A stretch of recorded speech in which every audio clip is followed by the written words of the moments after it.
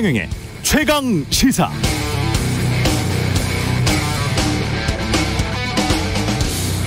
네, 임대차 3법이 시행된 게 2020년 7월 31일입니다. 제도 시행된 지가 아직 2년이 안 지났는데요. 세입자 보호를 위해서 마련된 제도였지만 오히려 집주인들이 미리 전월세를 올려받아서 세입자들이 더 고통스럽다는 주장이 있었고요. 또 비슷한 시기 양도세 비과세 요건이 강화됐잖아요. 1주택자라도 실거주 2년을 해야 양도세 공제 혜택을 받을 수 있기 때문에 양도세 비과세 혜택을 받기 위해서 집주인들이 세입자에게 집에서 나가라고 하고 자신들이 들어와서 또는 들어온 척하면서 그렇게 사는 경우가 많았다. 그래서 세입자들이 오히려 재계약을 못하는 경우가 많았다는 불만도 있었습니다. 첫 번째 문제는 부동산 경기에 따라서 뒤바뀔 수도 있는 문제이기 때문에 지금 이 가격에도 그런 현상이 지속될지는 모르겠고요. 두 번째 문제는 정부가 이미 보완 대책을 내놔서 세입자와 5% 이내에 임대료 갱신 계약을 하는 집주인에게는 실거주 1년을 한 것으로 간주해주는, 그래서 집주인은 실거주를 하지 않고도 나중에 집을 팔 때 양도세를 절감할 수 있는 방법이 생겼습니다. 그런데 만약 윤석열 정부가 임대차 3법을 폐지하게 되면 오히려 집주인들은 전월세가를 2년마다 임의로 올릴 수 있고 과거처럼 되는 거죠. 그럼 무주택 세입자들은 주거가 더 불안해지면서 지금보다 더 많은 임차 비용을 물어야 할 수도 있습니다. 어떻게 될지는 시장 상황에 따라서 좀 봐야 되겠는데, 자, 어떻게 생각하십니까? 임대차 3법 좀 더 놔두고 지켜보는 게 좋을까요? 아니면 이참에 폐지하는 게 옳을까요?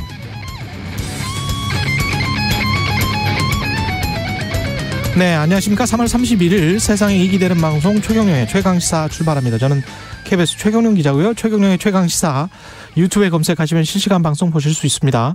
문자 참여는 짧은 문자 50원, 긴 문자 100원이 드는 샵9730 또는 유튜브에 의견 보내주시고요. 새로워진 무료 콩 어플 있습니다. 예, 많은 이용 부탁드리고요. 오늘 인터뷰 수도권 최대 승부처죠. 경기도지사 지방선거 더불어민주당 염태영 예비후보 만나보고요. 최고위원 내려놓고 대구시장 출마 선언한 대구시도 정말 관심 지역입니다. 국민의힘 김재원 전 최고위원도 만나봅니다.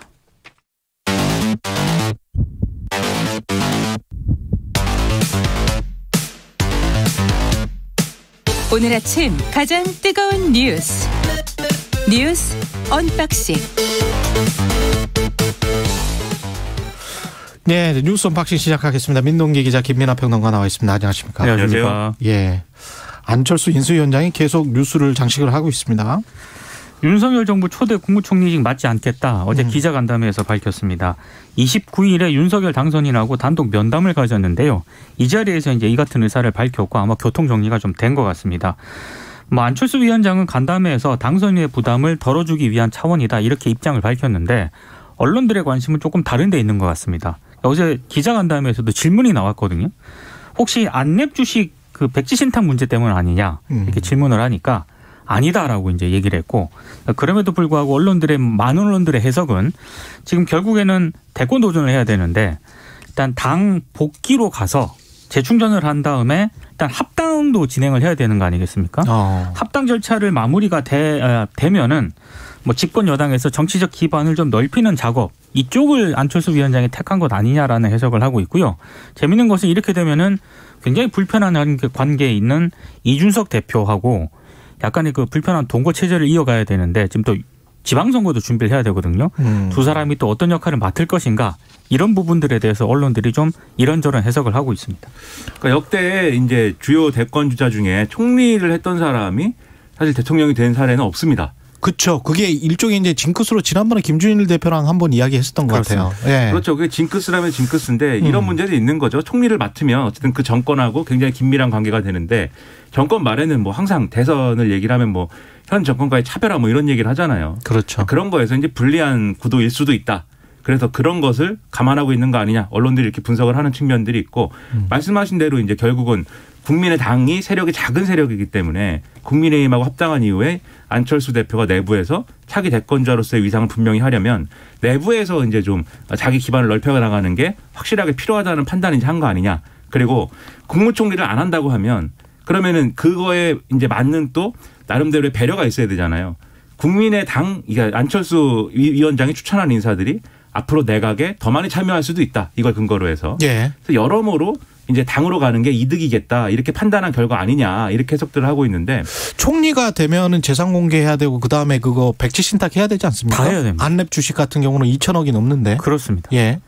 그렇죠. 근데 그 문제에 대해서도 이제 뭐 여기 있는 이런 사람들은 예. 야, 그 문제는 상당히 이제 심각한 문제다. 예. 큰 돈은 뭐 사실 본 적도 없어요. 주식이 뭐 2천억씩 되는 그런 건 본 적이 없습니다. 저는. 뭐 누가 받겠습니까? 그렇죠. 네. 그러니까 상상할 수 없는 일인데. 예. 근데 안철수 위원장은 아까 말씀하셨듯이 그건 뭐 큰 문제 아니다라고 얘기를 하는 거예요. 총리를 하면 당연히 백지 신탁하는 거고 안 하면 안 하는 거지. 백지 신탁 하기 싫어가지고 총리 안 하는 거 아니다. 이런 이제 태도인데 어쨌든 언론의 관심은 그래서 그러면 이준석 대표와의 관계 설정 이런 거지 않습니까? 그걸 또 물어봤어요.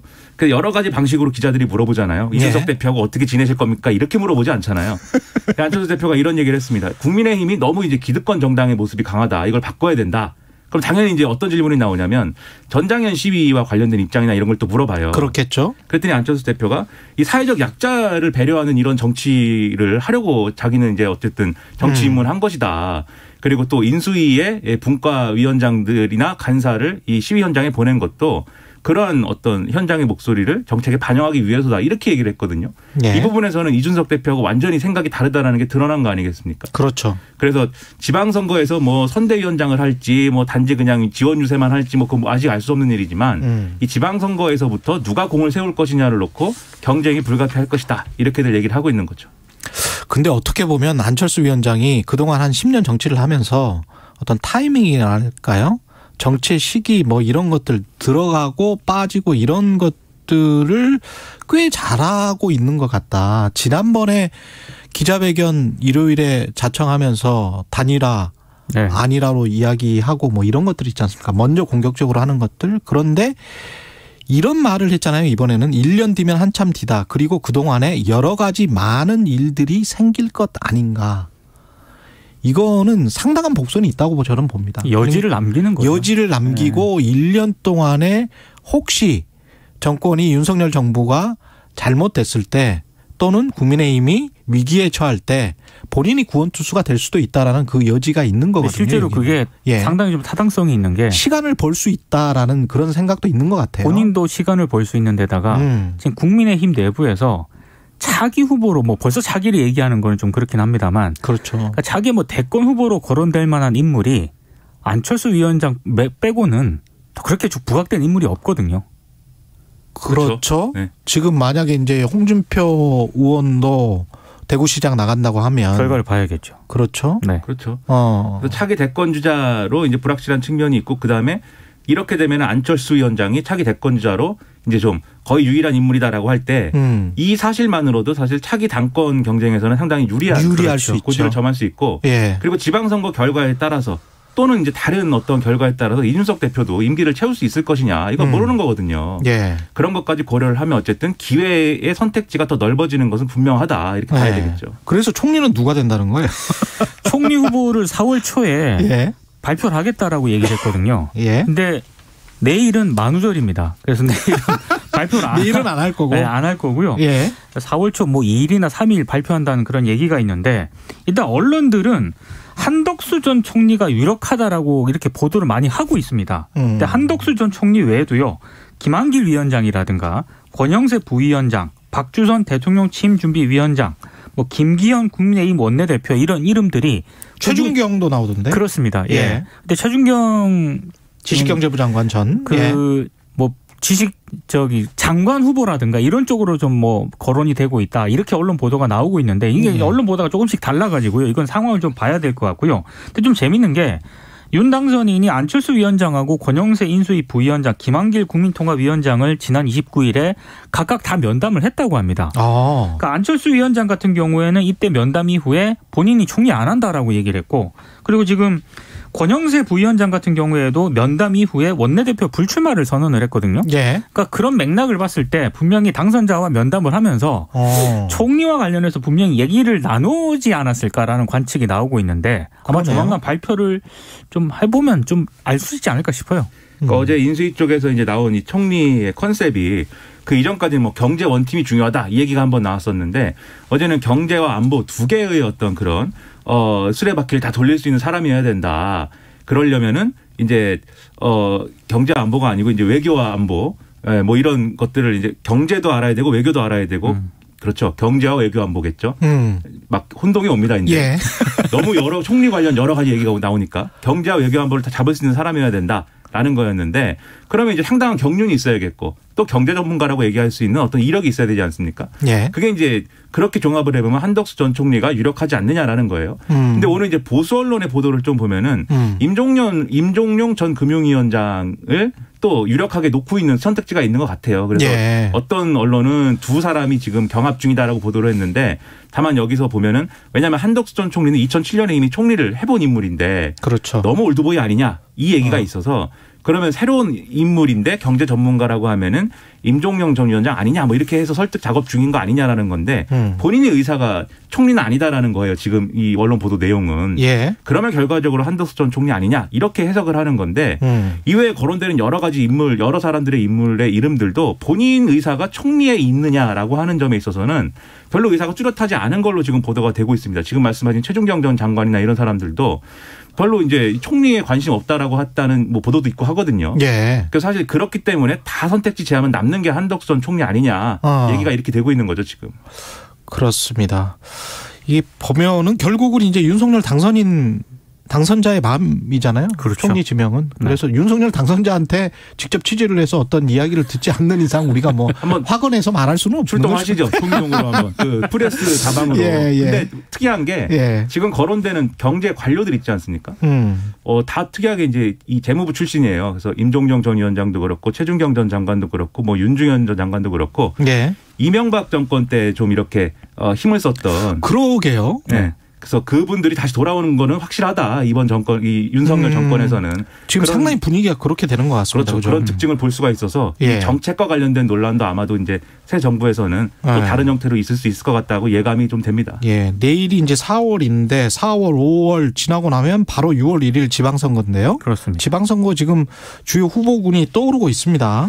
김동연 새로운 물결 대표가 오늘 10시 조금 뒤에 국회에서 기자 출마 선언을 하거든요. 예. 일단 뭐 경기 쪽이냐 서울시장 쪽이냐 말들이 많은데 언론들은 경기지사가 거의 출마가 확실하다 이렇게 지금 분석을 내놓고 있습니다. 어제 윤호중 더불어민주당 비대위원장하고 오찬 회동을 가졌는데요. 출마 지역에 대해서 아마 의견 교환을 한 것으로 보이고요. 이렇게 되면은 지금 경기지사직에 만약에 김동연 대표가 도전장을 내밀면은 4파전이 됩니다. 4파전? 네, 굉장히 네. 경쟁이 치열하고요. 송영길 전 민주당 대표도 서울시장 출마를 본격적으로 준비하고 있다. 이런 얘기가 계속 나오거든요. 나오는데 어제 송영길 대표 같은 경우에는 조계사에서 또 윤호중 비대위원장을 만났다라고 합니다. 아마 이때 좀 출마 여부와 관련해서 좀 어느 정도 의견 교환을 하지 않았을까. 이번 주 중으로 또 입장 밝힌다라고 하니까요. 이것도 좀 지켜보시면 될 것 같고 참고로 김진애 전 열린민주당 의원도 어제 국회에서 기자회견 열고 서울시장 경선에 도전하겠다라는 입장을 내놓았습니다.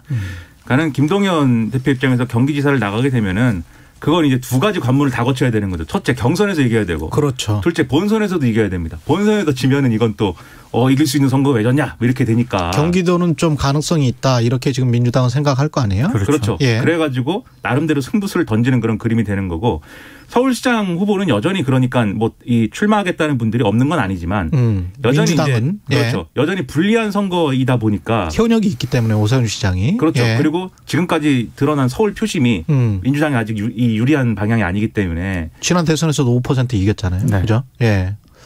이 국민의 윤석열 당선인이 예, 그렇죠. 국민의힘이. 예. 그래서 이 부분에 있어서도 이제 나갈 사람이 없다라는 거를 전제로 해서 지금 송영길 대표를 차출해야 되는 거 아니냐 뭐 이런 얘기가 나오고 있고 송영길 전 대표도 거기에 의지를 가지고 있는 것 같아요. 근데 다만 이제 명분이 조금 이제 부족한 측면들이 있는 것이죠. 지난번에 당대표로서 대선에 임했는데 거기에서 지고 바로 나올 수 있느냐? 그렇죠. 첫 번째 그거, 두 번째로 네. 이제 86 용태론을 본인이 거론했는데 또 나오냐? 그렇죠. 셋째는 인천 사람 아니냐? 인천 사람인데 왜 서울에 나오는 거냐? 인천시장 했지 않느냐? 네. 그렇죠. 그래서 본인도 이 부분에 대해서 좀 명분을 이제 강화하는 그런 어떤 것들이 필요해서 적극적으로 얘기는 못 하고 있는 거 아닌가 싶습니다. 근데 마음은 충분히 있는 거 아니냐라고 다들 생각하는 것 같습니다. 유승민 전 의원도 나올 것 같잖아요. 지금 경기도지사. 이게 언론 보도가 좀 나뉘어요. 예. 유승민 전 의원 같은 경우에는 어제만 하더라도 경기지사에 출마할 것처럼 언론들이 보도를 했는데 어제 문화일보 보도를 보면은 그 유승민 전 의원 측 관계자가 이런 얘기를 합니다. 아니 그거 아니고 정치를 그만두는 방안도 아직 내려놓지 않고 있다. 그러니까 명확하게 입장은 아마 오늘 밝힐 거다라고 얘기를 했거든요. 그러니까 오늘 유승민 전 의원이 어떤 입장을 밝힐지 한번 나중에 좀 보시면 될 것 같은데 어쨌든 유승민 전 의원이 경기지사에 출마할 수도 있다라는 얘기가 나오니까 준비하고 있는 예비 후보들 있지 않습니까? 그렇죠. 심재철 전 국회 부의장 같은 경우에는 이게 뭐 하는 거냐라고 강력하게 반발했고 또 뭐 다른 분들도 있습니다. 함진규 뭐 예비 후보 같은 경우에도 이러면 안 된다라고 이제 강력하게 반발을 하고 있는 그런 상황입니다. 그러니까 경기도가 엄청나게 핫한 지역이 되고 있는 거예요. 그렇죠. 1,300만 아닙니까 인구가. 그렇죠. 예. 그렇기도 하고 과거에는 사실 경기도지사 또 징크스가 있어가지고 경기도지사 한 사람은 대권 못 간다 뭐 이런 징크스가 있어가지고 약간 좀 인기가 떨어지는 서울시장보다 약간 인기가 떨어졌는데 이번엔 좀 분위기 다른 거죠. 그래서 만약에 이제 유승민 전 의원 나오고 이쪽에 이제 김동연 전 부총리 나오고 하면은 경제 전문가들의 대결 뭐 이렇게 컨셉이 잡힐 수가 있는 그런 측면들이 있기 때문에 아마 이 상대의 패를 보고 서로 이제 움직이는 그런 상황들이 될 수도 있을 것 같은데 하여튼 변수는 내부 여론 정리나 이런 것들이 여전히 살아 있어가지고 유승민 전 의원이 어떤 결정을 내릴지는 사실 나온다라고 다들 생각하고 있는데 모르는 거죠. 사실 본인이 얘기할 때까지는. 그렇죠. 왜냐하면 이분도 명분이나 이런 것들을 또 생각을 해가지고 판단을 그렇죠. 해야 됩니다. 대구 사람 아니냐. 왜 경기도에 무슨 연고가 있느냐. 그렇죠. 이 얘기가 있는 것이기 때문에 또 필요한 어떤 절차들이 있겠죠. 대구는 권영진 대구시장이 지금 3선 출마를 포기 선언했고 어제 그렇게 되면 이제 홍준표, 김재원 조금 있다가 이제 인터뷰를 해볼 예정입니다만은 그 다음에 유영아. 네. 이렇게 변수가 되네요. 유영아 변호사 같은 경우에는 일단 거주지를 대구로 옮겼거든요. 그래서 가능성이 좀 있다라는 얘기가 나오고 이번 주말에 최종 입장을 밝힌다라고 하고요. 예. 어제 권영진 시장이 일단 불출마를 선언을 했는데 이거는 좀 예상 밖이다라는 평가가 많습니다. 왜냐하면 최근까지도 윤석열 당선자의 깐부가 자신이다. 예. 그래서 새 정부와 호흡을 맞춰서 대구 지역을 이끌 적임자다라고 주장을 해왔었는데 갑자기 이제 불출마를 선언을 했는데 이것도 역시 지난 29일에 당선자를 만났다라고 합니다. 권영진 대구시장이 만난 이후에 불출마 선언을 한 거거든요. 그래서 아마 그 만남에서 뭔가 얘기가 있지 않았을까 뭐 이런 얘기도 있고요. 그리고 지금 뭐 지지율이 좀 적게 나온다라는 그런 분석도 있고 또 하나는 그렇다며요. 예, 임기를 마친 다음에 당선자와 함께 새 정부에서 좀 다른 역할을 맡는 것 아니냐 뭐 이런 해석도 나오고 있고 여러 해석이 나오고 있습니다. 지금 언론을 보면은 지금 말씀하신 대로 윤석열 당선이 나고 독대를 하든지 어쨌든 교감이 있어가지고 새 정부에서 장관이나 이런 거를 맡을 수 있다라고 나오는 현역 의원이나 지금 이런 사람들이 굉장히 많이 있거든요. 김기현 원내대표까지 포함해가지고 여러 사람이 있는데 만약에 그게 다 현실이 되면은 자리 모자랍니다. 역대 가장 많은 의원 출신 장관이나 뭐 이렇게 탕생할 수도 있어요. 예. 그게 맞는 거냐 좀 의문인데 아무튼 권영진 시장의 결정 배경을 놓고는 온갖 얘기가 또 나옵니다. 이게 지금 말씀하신 지지율이 현지 프리미엄이 없고 너무 지지율이 낮게 나오는 데다가 가장 큰 경쟁자 중에 하나인 홍준표 의원이 최근에 마이너스 25%의 이제 그 핸디캡이 있었는데 이거 공천관리에서 마이너스 10%로 고쳤거든요. 그렇죠. 최대 마이너스 10%만 할 수 있다. 그렇죠. 예. 그러다 보니까 우리가 뭐 중복 할인 적용 안 된다. 뭐 그렇죠. 네. 중복은 아니다. 그래서 요거 질 것 같으니까 이제 적는 거 아니냐. 그러면 그런 해석도 있고 심지어 빅딜설도 있습니다. 홍준표 의원이 대구시장 도전하게 되면은 지역구가 비는데 거기 나가기로 뭐 한 거 아니냐. 근데 이거는 뭐 신빙성이 얼마나 있는지 모르겠어요. 온갖 얘기가 막 나오는데 김재현 최고위원이 참 섭섭하겠네. 근데 그래서 권영진 시장 지지하는 표가 지금 홍준표로 가느냐 김재원으로 가느냐가 또 대구에서는 굉장히 중요한 문제라는 거예요. 근데 박근혜 전 대통령의 복심이라고 할 수 있는 유영아 변호사도 어느 정도는 영향을 미치지 않을까요? 나중에 인터뷰 하신다고 하니까 김재원 최고위원이 어제 권영진 대구시장 불출마 선언하는 그 장소에 있었거든요. 갔어요? 갔는데 만나지는 못했다라고 안 합니다. 만나줬어요. 예. 그러니까 이게 다 악수를 하던데 기자회견 할 때. 그러게 말입니다. 근데 기다리다가 못 만나고 그냥 거예요. 돌아갔다고 하는데 그 얘기도 한번 여쭤보시면 여쭤봐야 되겠네. 이런 것들이 다 의미가 있겠죠. 그리고 말씀하신 유영아 변호사의 경우에는 박심을 등에 업고 출마할 가능성이 있는데 당내 경선을 통과할 수 있는 거냐. 당내 경선이라는 거는 박심만으로 되는 거냐. 요거 이제 지켜볼 포인트일 거고. 그렇죠. 만약에 경선 통과가 어려울 경우에는 중간에 접고 누군가를 지지한다거나 뭐 이렇게 하는 선택을 할 수도 있는데 그럼 아마 그 후보가 그럼 박심을 업은 것처럼 되겠죠. 그렇죠. 이런 효과, 이런 간접 효과 이런 것까지 생각을 해가지고 박근혜 전 대통령의 영향력이 대구에서 어떻게 발휘가 되느냐를 지켜보는 것도 포인트입니다. 그것도 포인트겠습니다. 예, 인수위가 지금 공수처 흔들기를 하는 것 아닌가 뭐 이런 보도가 있네요. 그러니까 어제 공수처랑 이제 간담회 형식의 이제 그 자리를 가졌는데요. 김진욱 공수처장 거취에 대해서 입장 표명을 하는 것이 좋지 않겠느냐 이런 여론이 있다. 이걸 이제 공수처에 전달했다는 겁니다. 어제 그 간담회에는 여운국 공수처 차장이 참석을 했는데, 근데 이것 가지고 이제 이런 좀 비판이 나오고 있는 이유 중에 하나가 인수위가 공수처의 정치적 중립 문제를 어제 지적을 했거든요. 예. 근데 그 중립 문제를 지적을 하면서 임기가 보장된 공수처장의 거취 표명을 요구하는 것 자체가 앞뒤가 안 맞는 것 아니냐 이런 비판이 하나 나오고 있고요. 물론 그렇다고 해서 공수처가 뭐 지금 지난 1년 동안 모든 걸 잘했느냐.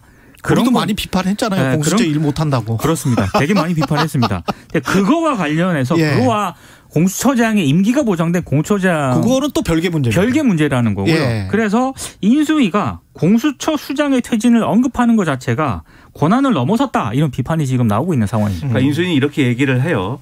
그러니까 공수처장이 물러나라고 한 게 아니다.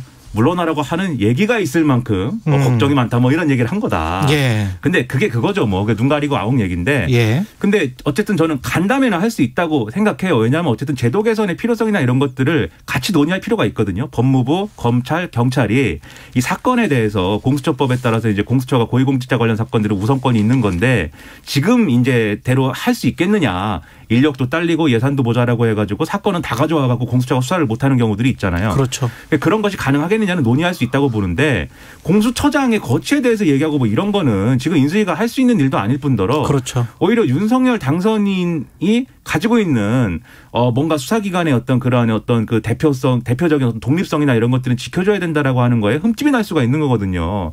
그래서 아무리 간접 화법을 얘기했다 하더라도 이런 식의 언급은 부적절하다고 얘기할 수밖에 없는 겁니다. 그 문재인 정부 내내 그 우리가 가장 컸던 사건들이 전부 직권남용죄와 관련된 혐의들이었거든요. 그렇죠.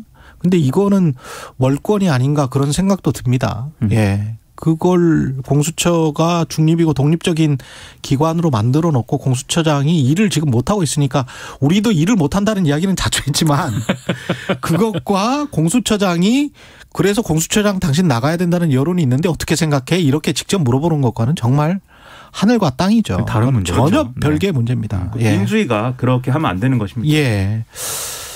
민주당 박지원 공동비대위원장이 5대 원칙 공개 제안했는데 이게 마지막으로 뭔죠? 5대 원칙이라는 것을 제안을 했습니다. 지방선거에 공천을 하기 위한 원칙인데 심판받은 정책의 책임자는 공천하지 말자. 그리고 자격심사 기준은 예외 없이 적용하자. 청년을 30% 공천하는 원칙을 지키자. 사회적 약자에 대한 입장 이런 것들을 공천 과정에 반영하자. 그리고 기후위기를 포함한 미래 비전을 이렇게 또 원칙을 갖고 공천하자 이런 얘기인데 이 중에 심판받은 정책의 책임자를 공천하지 말자는 게 뭐냐. 박지원 위원장이 이거는 부동산 정책을 얘기를 했습니다. 그래서 부동산 정책 실패에 책임 있는 사람들 그리고 부동산 관련 무리를 일으켰던 분들은 스스로 나서지 말아야 된다 이렇게 얘기를 했는데 그러다 보니까 이게 특정인을 겨냥한 발언이냐 뭐 이렇게 돼가지고 지금 당내 논란이 좀 불거지고 있는 거예요. 몇 명이 막 떠오르는 사람들이 있네요. 그렇죠.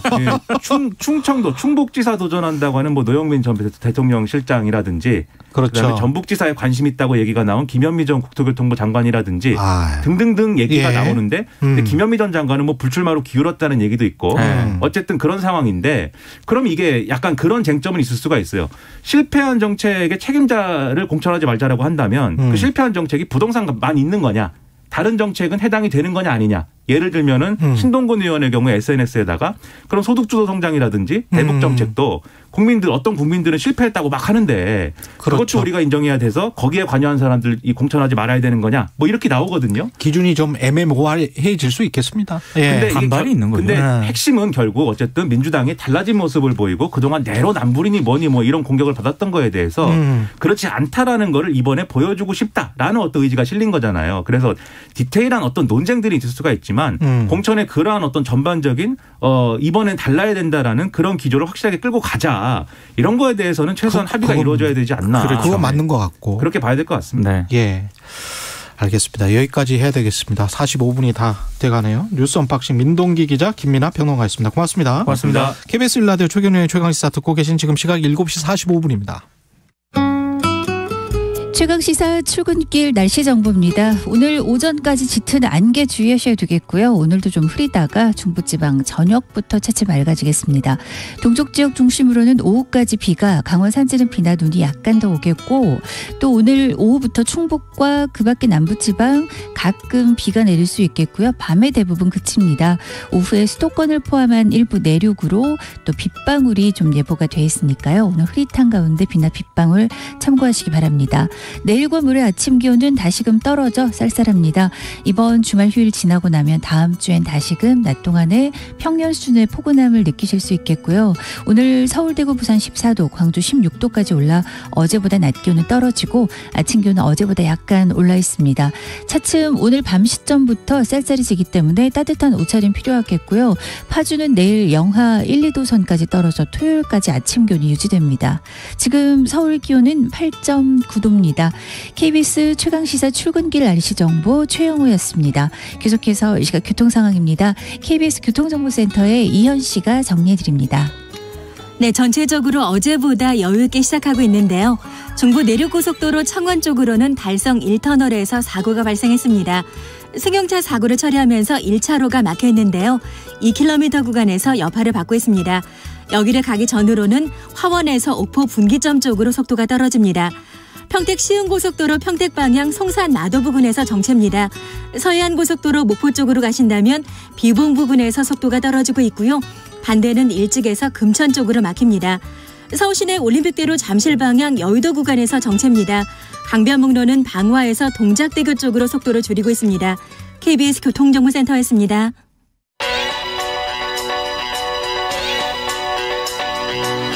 최강 시사 전민기의 눈. 네, 한국인사이트 연구소 전민기 팀장 전화로 연결돼 있습니다. 안녕하십니까? 네, 반갑습니다. 전민기입니다. 예, 해외 여행 리오프닝에 대한 국민들의 기대와 반응을 빅데이터로 분석해 보자. 네. 예, 지금 뭐 이제 여행 두근두근 가고 싶다. 이미 간 사람들도 꽤 있습니까? 어떻습니까? 제 주변에서도 이제 뭐 좀 해외 나가 있는 분들도 있고요. 네, 좀 예약해서 이제 올해 여름이나 겨울엔 꼭 가겠다는 분들 좀 많은 것 같습니다. 여론조사 해보면 많이 가고 싶어 합니까? 어때요? 지금 보니까요, 여론조사 기관 PMI가 전국 20대에서 60대 남녀 3,000명을 대상으로 해서 이제 해외 여행에 대한 생각을 물어봤거든요. 예. 이달 들어서 보니까 해외 여행을 고려하고 있다는 응답이 58.2%나 됐더라고요. 그러니까 지난 12월 초에 비해서 13.8%포인트나 증가를 했고요. 그리고 이제 연령별로 보니까 좀 연령이 낮을수록 해외여행에 대한 좀 가야겠다라는 고려 정도가 좀 높게 나타났어요. 20대 66.5%, 30대 63.7%, 60대도 53.4% 정도 나타나고 있거든요. 네. 일단은 연령이 낮을수록 해외여행에 대한 수요가 높아지고 있는데 전 국민적으로 봤을 때 10명 중 6명은 이제 해외여행 떠나겠다 이렇게 좀 마음을 드러내셨고요. 그다음에 이제 연령이 낮을수록 코로나19에 대한 위험 인식이 좀 더 낮다 이렇게 좀 보여집니다. 코로나 걱정은 이제 덜 하는 거겠죠. 해외여행 그렇습니다. 충분히 할 만하다 이렇게 생각을 하는 것 같네요. 맞습니다. 예. 그래서 이제 코로나에 대한 위험 인식이 20대는 51.5%, 60대가 69.9%니까 20대는 한 반 정도는 이제 크게 위험하지 않다라고 생각하는데 이제 연령이 올라갈수록 그래도 좀 걱정하시는 비율이 60대는 69.9%나 됐거든요. 예. 여기에 대해서 그다음에 이제 그 입국하는 해외 여행객이나 이제 외국인들 자가격리 의무가 해제된다는 방침이 나왔잖아요. 정부가. 예. 10명 중 5명은 뭐 잘못한 일. 그러니까 5명은 잘했다. 5명은 잘못했다. 반반 정도로 나뉘더라고요. 그래서 이 역시도 연령대별로 보니까 60대는 좀 62.4%가 잘못한 일이다. 20대는 47.7%가 잘못한 일이다. 그래서 국민의 반 정도로 좀 나뉘어지는 그런 모습도 보여지고 있습니다. 이국자 격리나 뭐 이런 것도 사실은 상호적이기 때문에 우리가 또 해외여행 하려면 이국자 격리 불필요하다 이래서 안 하는 나라를 또 선호할 거 아닙니까? 그럼요. 그렇죠. 예. 인기 있는 국가는 뭐 비교 대상이 뭐 여론조사가 된 게 있나요? 예, 그 항공권 예약이 보니까요. 예. 자가격리 해제 발표 이후에 그 전보다 80% 늘었더라고요. 근데 이제 이 중에서 이제 국가가 어디가 예약이 많이 됐나 봤더니 노선별로 보니까 미주, 유럽이 100% 증가했고 동남아가 80% 이상 늘었고요. 특히나 인천 하와이 노선 예약이 200% 이상 증가해서 이 입국자 격리 해제 효과가 가장 큰 곳이 하와이였습니다. 하와이, 예. 가고 싶습니다. 예. 그렇습니다. 이외에 저도 그렇죠. 이외에 이제 로스앤젤레스나 뉴욕, 프랑크푸르트, 호치민, 방콕 노선 예약 증가율이 평균 110% 정도 됐고요. 이러다 보니까 이제 항공사들도 이런 운항을 노선을 좀 확대해서 하고 있는 상황이고 승객 선호도가 높은 시간대 운항 비중도 좀 높이고 있다. 그러면서 좀 전체적인 분위기가 이제는 해외 여행 쪽으로 좀 기울어가고 있는 모습입니다. 이게 우리가 무격리로 한국 여행객들 같은 경우에 무격리로 갈 수 있는 나라들이 어디예요? 지금 한국 여행객이 갈 수 있는 국가 39개 나라고요. 예. 그다음에 이제 아이들 같은 경우는 백신을 안 맞는 경우도 많잖아요. 그렇죠. 그래서 아이들이 무격리 입국할 수 있는 국가가 35개 국가. 그러니까 이제 가족 여행도 가능하다는 거죠. 그래서 무격리 입국이 가능한 국가는 영국, 프랑스, 스위스, 유럽이 19개 나라로 가장 많습니다. 예. 그리고 이제 뭐 이 안에서 뭐 PCR 검사 음성 확인서 제출하면 무격리 입국하는 경우가 많고요. 그다음에 이제 4월부터는 말레이시아에도 입국할 때 격리가 면제되면서 늘어나는 추세고요.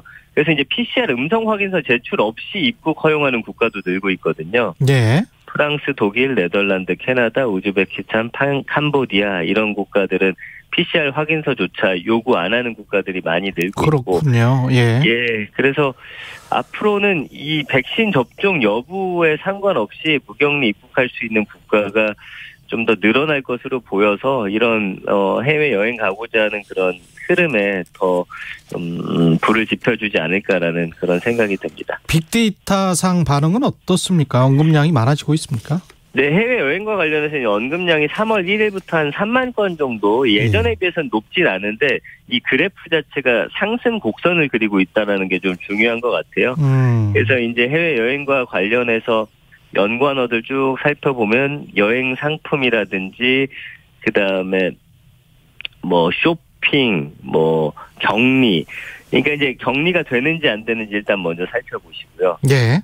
그다음에 이제 호텔이라든지 이런 국가를 먼저 결정하시고 그다음에 여행사 통해서 여행 상품 어떤 게 있는지 쭉 좀 살펴보시는 생각이고 감성어가 중요한데 67대 24.9 가운데 가장 큰 단어가 가고 싶다거든요. 가고 싶다. 네, 그래서 뭐 희망, 기대감이 크다, 정말 다행이다 갈 수 있게 돼서 이제는 이제 뭐 돈을 빨리 벌어야겠다 이런 단어들 사이에 이제 좀 걱정이다. 그래도 좀 스트레스가 있다. 여행 떠나기에는 이런 키워드를 보이는데 한 70% 정도는 이제는 여행 자체의 해외여행도 좀 무리 없이 떠날 수 있는 그런 감성어들이 등장을 하고 있습니다. 여행사는 모처럼 좀 괜찮겠습니다. 호황을 뭐 아직은 맞지는 않았겠죠. 이제 좀 팔리기 시작할까요? 여행 상품들이? 지금 예약이 굉장히 빠르게 늘고 있더라고요. 예. 그래서 입국자 격리 해제 발표 이후에 그 전과 비교했을 때 동남아 여행 상품 예약 증가율이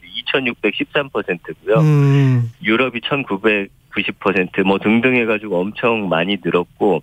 근데 코로나19 이전보다는 그 이전보다는 못할 거란 말이죠. 그렇죠? 네, 맞아요. 네. 근데 이제 이 온라인 홈쇼핑 통해서 팔린 걸 보니까요. 그 1시간 동안 이탈리아 유럽 여행 상품이 한 2,800여 건에서 고객 주문이 한 150억 원 정도 기록했는데 1시간 동안?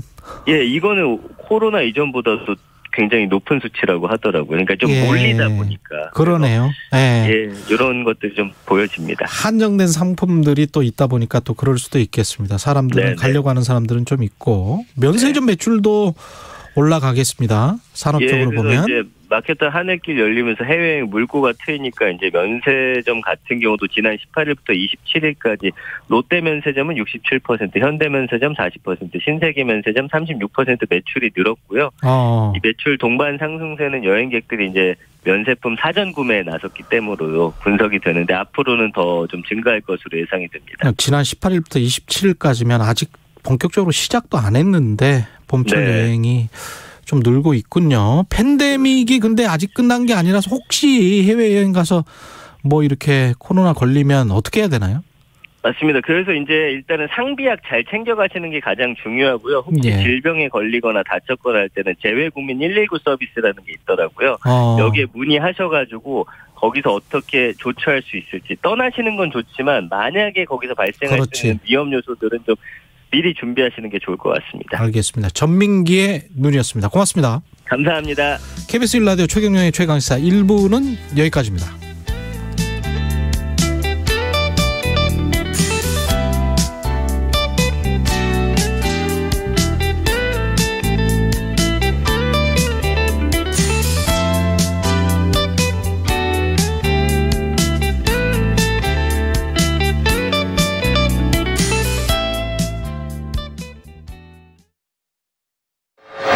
모비비어스가 꿈의 구현이라고 일컬어지는 코리안 시리즈 2022 KBS 연중기획 기억을 기록하다. 첫 게임 등판 첫 게임을 MBC랑 동대문 야구장에서 했을 거예요. 그 다음에 원년 우승 그거 아니겠습니까? 팀의 에이스로서 등판을 한다는 그 자체만으로도 선수들에게 동료들에게 화이팅이 됐었죠. 그때 윤동경 감독님, 김호열 선배님, 그때 포수가 김경문 감독님이셨고 제 22연승을 저지한 롯데 김영철 선수, 이종도 선배님, 유정경, 하기룡, 그 다음 해에 이제 김재박, 김인식, 요즘 선수들 플레이를 보면 어마어마한 발전을 이뤘다 이렇게 생각이 들어요. 가끔은 팬들이나 옛날 동료들하고 같이 이제 소주 한잔 하면서 이제 얘기를 하면 제가 원년 때 파워를 가지고 지금 현역으로 등판을 한다 그러면 십승하기가 힘들 거라고 저는 항상 얘기를 해요. 제가 그때가 27대인가 그랬었는데 40년 동안 정말 큰 인기를 누려왔는데 조금 더 우리 후배들님들 조금 더 분발했으면 합니다. 프로야구 원년 22연승을 기록한 박철순 선수는 기억합니다. 첫 회 우승의 감격은 40년을 반복해도 여전히 짜릿합니다. 최고의 인기를 누리던 고교야구를 출범하자마자 단박에 잠재워버린 프로야구. 이후로 지켜온 한국 최고의 프로스포츠라는 자리. 프로야구가 더 높이 비상하길 바라는 불사조 박철순의 열정과 사랑은 식을 줄 모릅니다. 당신과 대한민국의 기억, KBS가 기록합니다.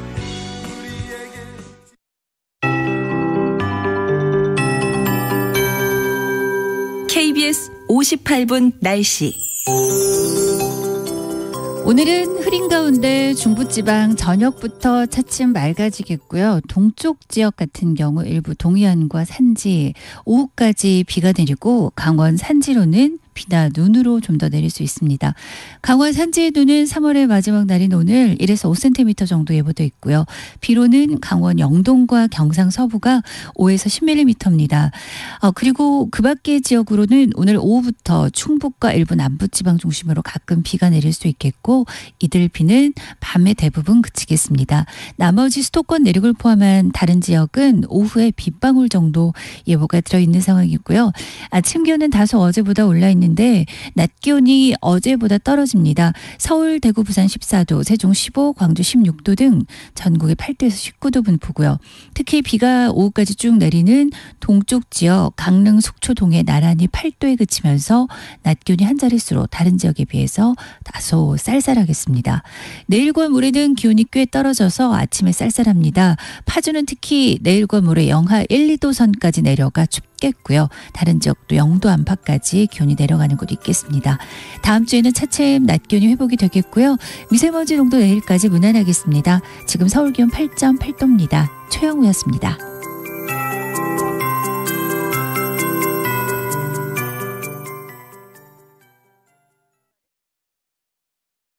정성을 다하는 국민의 방송 KBS가 8시를 알려드립니다.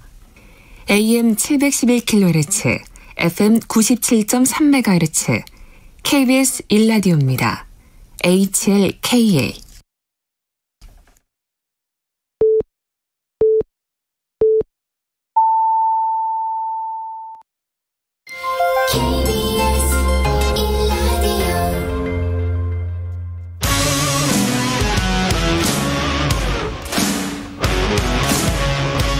오늘 하루 이슈의 중심 최경영의 최강시사. 네, 6일 지방선거 2달 앞으로 다가왔고요. 대선 직후 치러지는 선거인 만큼 대선의 연장전이 될 것이라는 관측이 나오면서 다시 한번 여야가 뜨겁게 격돌을 할 분위기입니다. 특히 지방선거 최대 승부처 경기도죠. 경기도지사 둘러싼 경쟁 치열합니다. 지난 24일 가장 먼저 경기도지사 출사표 던진 분입니다. 더불어민주당 염태영 예비후보 전 수원시장이시죠. 전화 연결돼 있습니다. 안녕하세요. 예, 안녕하세요. 염태영입니다. 예, 그 수원시장 하시다가 그 경기도지사로 출마하신 이유, 출마의 변부터 여쭤봐야 되겠습니다. 예, 저는 전국에서 가장 큰 기초지방정부인 인구 125만의 수원에서 3선 수원시장을 했습니다. 그리고 지자체장 출신으로는 최초로 더불어민주당 최고위원을 지냈고 또 노무현 청와대 국정과제 비서관을 지냈습니다. 이번 대선을 보시면 우리 국민들이 이제 양당의 대선 후보로 국회의원 경험이 전무하신 그런 후보들을 선택하시지 않으셨어요? 예. 이것은 여의도 정치, 중앙 관료 정치에 대한 강력한 경고였다고 생각을 합니다.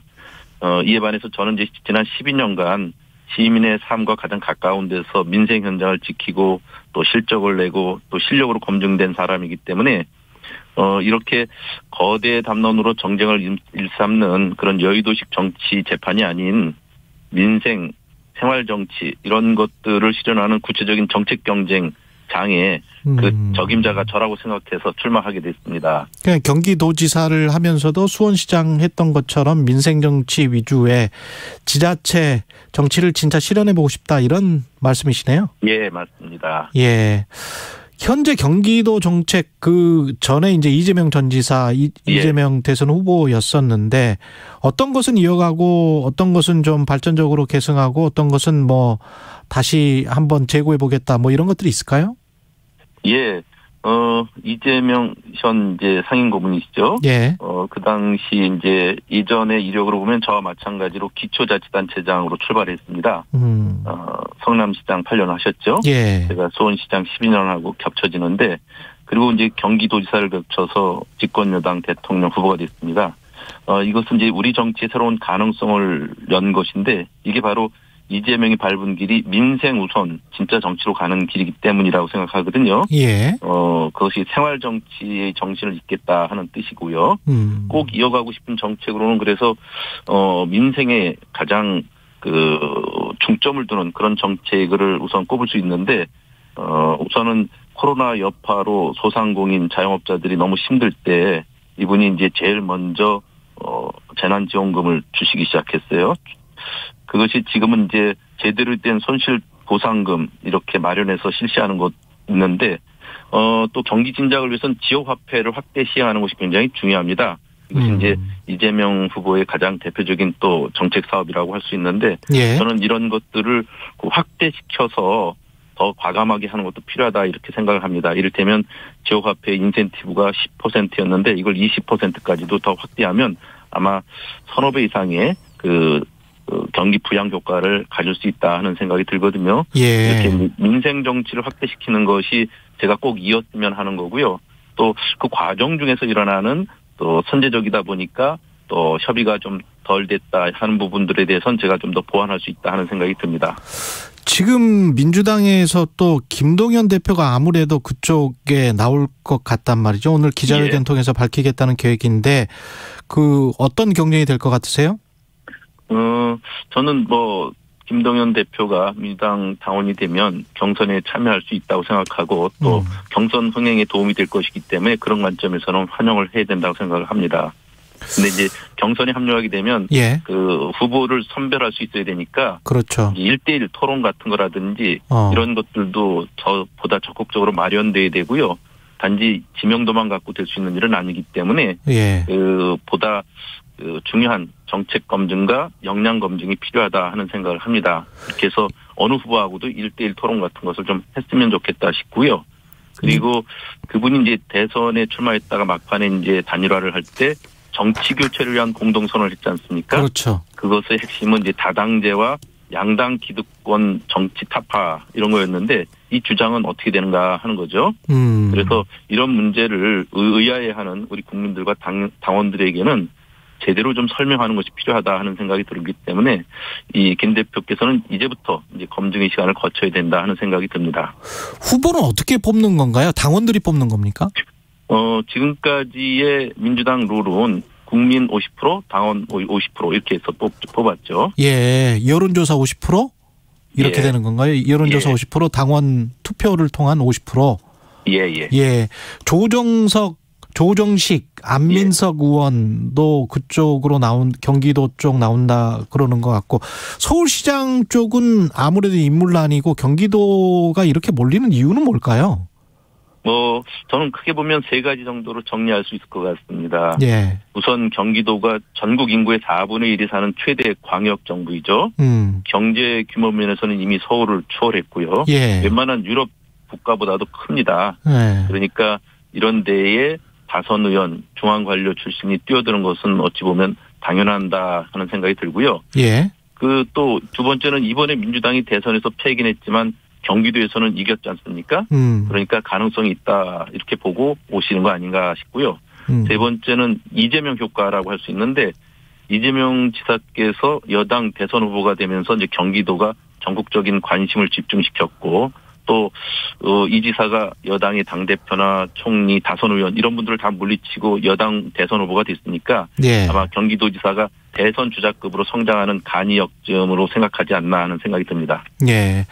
그리고 이 경선 룰과 관련해서는 김동연 예비 후보도 아마도 별다른 그냥 당에서 정하는 대로 따르겠다 이렇게 지금 이야기를 했단 말이죠. 그래서 이게 당연한 얘기죠. 예, 지금 말씀하신 대로 당심 5, 민심 5 이러면 나중에 혹시 또 국민 경선 여론조사 100% 이런 주장이나 이런 갈등이나 이런 거는 안 나오겠네요. 지금 저는 그분이 지금까지 그 문제에 대해서 민주당의 룰에 따르겠다고 했으니까 예. 그리고 또 윤호중 대표께서도 그것은 기본이라고 하셨으니까 예. 당연히 그렇게 하리라고 봅니다. 예. 염태영 후보 본인만의 차별화된 강점, 경쟁력은 뭐라고 생각하세요? 예. 이재명 성남시장으로서 실적과 성과가 있었기 때문에 경기도지사가 됐죠. 예. 저 염태영의 강점도 수원시장 12년의 시행정의 실적이라고 생각합니다.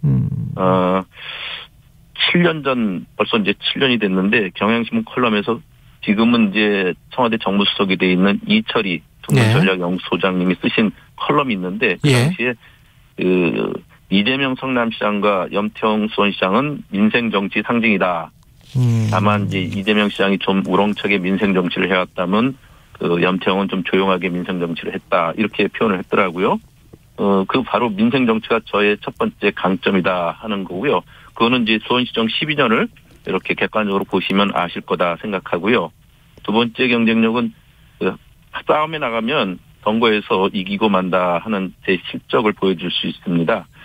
우선 민주당이 한 번도 시장이 되어보지 못한 수원에서 수원시장 3선을 민주당 당적으로 했고요.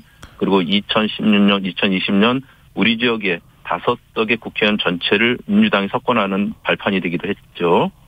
그리고 제가 최고위원에 도전했을 때 기초자치단체장 현역이 어떻게 되겠냐 했는데 저는 결국 아무도 그때 주목하지 않았지만 10명이 출마한 최고위원 선거에서 컷오프 8명이 살아남았고 최종 선출된 5명 중에서 2등으로 제가 당선됐거든요. 예. 저는 큰 선거에 좀 강하다 이렇게 이제 자부심을 갖고 말씀드리고 싶고요. 그리고 다른 후보가 갖고 있지 못한 생활정치의 문제를 제 나름대로 풀어내는 방식이 많은 사람들이 동의하고 실적을 냈다 이렇게 생각하기 때문입니다. 1,400만 경기도를 버듬기 위해서는 이제 지방행정에 대한 이화 경험이 절대적으로 필요한데 그것이 저는 제 강점이고 또 제가 갖고 있는 경쟁력이다 이런 생각을 합니다. 근데 이제 경기도지사 같은 경우는 아무래도 전국구적인 인물들 그래서 예. 국민의힘 같은 경우도 유승민 전 대표, 유승민 전 의원이 나올 수도 있을 것 같은데 예. 인지도라는 측면에서는 아무래도 좀 밀린다라는 생각은 안 하십니까? 저는 그것은 선거가 본격적으로 이루어지게 되면 예. 정책 역량과 경기도를 얼만큼 이해하고 있는가 하는 것 속에서 다 우열이 드러나리라고 봅니다. 예. 그리고 이제 또 언론 일부에서는 유승민, 김동연 이런 빅매치 이런 시각이 있는데 예. 저는 그것은 좀 과하다 하는 생각이 들어요. 예. 대선에 나가서 이제 이름이 좀 알려지면 경기도를 맡을 자격이 있느냐 이것은 별도의 문제죠. 예. 지금 이제 김동연 대표께서도 신생 정당 대표라고 그래서 아직까지는 이제 본격적인 검증을 못 받았거든요. 예. 그래서 그 중앙 관료 출신이 바로 도지사가 되는 것에 대한 리스크 검증은 지금부터 있을 거다 하는 생각이 들어요. 이번에 이제 김동연 후보에 속한 당도 그 종로 보궐선거에 나갔는데 0.56%를 득표했어요. 예. 그래서 저는 이제 그 이런 부분이 앞으로 검증의 내용이 될 거다 하는 생각이 들고요. 예. 김동연 후보와 제가 재미있는 이력이 하나 겹치더라고요. 국정과제 비서관인데 저는 이제 노무현 참여정부 때 국정과제 비서관이었는데 이분은 이제 이명박 정부 때 했더라고요. 예. 그래서 아마 민주당 경선에 합류하게 되면 또 제대로 붙어볼 수 있다 하는 생각이 듭니다. 유승민 의원 같은 경우는 오늘 뭐 오히려 또 출마하지 않을 거고 또 정기 은퇴까지 나오는 보도 내용이 있는 거 보면 좀 더 지켜봐야 될 것 같습니다. 근데 국민의힘 입장에서는 아마도 이제 대통령 취임 이후에 예, 6월 1일 지방선거를 하기 때문에 분명히 이제 선거 전략에 그런 이야기가 나올 겁니다. 집권 여당에 힘을 몰아주십시오. 대통령과 함께 그래도 지자체의 예산도 따내고 뭐 할 수 있는 힘 있는 여당 후보를 몰아주십시오. 이러면 아무래도 이제 국민의힘 쪽이 유리하지 않을까 그런 생각도 드는데요. 어떻게 보십니까? 예. 판도가 확 바뀔 것 같거든요. 예, 그런 우려도 분명히 있습니다. 예. 그러니까 지금은 우려를 얘기하기가 참 어렵다는 거고요. 예. 그래서 그에 대응할 수 있는 후보의 역량이 더 중요하다 하는 생각도 들고요. 예. 그래서 뿌리부터 흔들리지 않는 그런 경쟁력을 갖춘 후보가 필요하다 하는 생각이 듭니다. 대선은 대선이고 그렇지만 지방선거는 또 지방선거이기 때문에 저는 이제 이번 지방선거에서 분명히 이제 대통령 취임 후에 허니문 기간에 치러지는 그 효과도 분명히 있겠지만 예. 한편으로 보면 여보세요? 예. 한편으로 보면 코로나로 더욱 어려워진 민생의 문제, 먹고 사는 문제, 예, 이런 것을 지켜야 하는 것도 이재명 지사가 경기도에서 펼친 정책이나 가치를 지켜야 하는 것, 또 제가 좋은 평가를 받았던 염태영 표의 민생 정치를 경기도 전역에서 펼쳐 보이는 것, 이런 것을 가급적 최대한 드러내면 저는 이번에 그렇게 불리하지만은 않은 선거를 할 수 있다 하는 생각이 들고 그렇기 때문에 중앙정부의 바람이 휩쓸리지 않는 그래서 인생 정치의 골간을 굳건히 지키고 있는 저 같은 후보가 경쟁력이 있다 하는 생각이 들거든요. 그래서 보다 중요한 것은 그 직책을 맡아서 시민들에게 실적과 성과를 어떻게 낼 거냐 그것을 한번 제대로 도민들이 평가할 수 있게 해주는 그것이 필요하다고 봅니다. 이재명 상임고문이 지방선거에서 어떤 역할을 해야 된다 그런 요구도 민주당 내에서는 꽤 있는 것 같던데 어떻게 보십니까? 예, 저는 이재명 후보 이제 상임고문께서 이제 본선거가 일어나면 어느 후보가 됐든 아마 최선을 다해서 같이 띄워주지 않겠나 하는 생각이 드는데 단지 이제 정치적 셈법을 갖고 경선 단계에서 이재명 후보를 끌어들여서 사사로운 이득을 보자고 하는 거는 적절치 않다는 생각이 들고요. 예. 이재명 이제 상임고문은 우리 민주당의 소중한 자산이 됐기 때문에 주변에서 이제 자기 이익을 위해서 소비하지 않았으면 하는 생각이 듭니다. 아마 이번 지방선거에서 큰 역할을 좀 하시고 나면 그리고 8월에 전당대회 때 또 당원들의 신임을 얻어서 재개할 수 있는 발판을 만드는 것도 필요하지 않나 하는 생각이 듭니다. 8월에 전당대회에서 당대표? 예, 그런 예. 도전의 가능성도 갖고 움직이시지 않겠나 생각되고 저는 그런 것이 민주당이 사는 길이라고 생각하기도 합니다. 대선 패배 이후에 민주당 쇄신은 어떻게 해야 될까요? 지금 이제 민주당이 대선 패배 이후에 제대로 된 반성을 했는가 또 분석을 제대로 해서 새로 출발하는 그 출발 지점을 제대로 찾고 있는가 하는 것에 대한 문제 제기가 있는 것에 대해서 예. 저도 일정 부분 공감을 합니다. 그리고 이걸 잘 해야만 지방선거도 또 이길 수 있는 발판이 된다고 생각을 하거든요. 예. 이제 지금도 이제 여의도 민주당사 앞에서는 시민 촛불 집회가 매주 열리고 있는데 예. 이를테면 검찰개혁, 언론개혁, 또 수사 기소 분리 중수청 설치 이런 것들이죠. 예.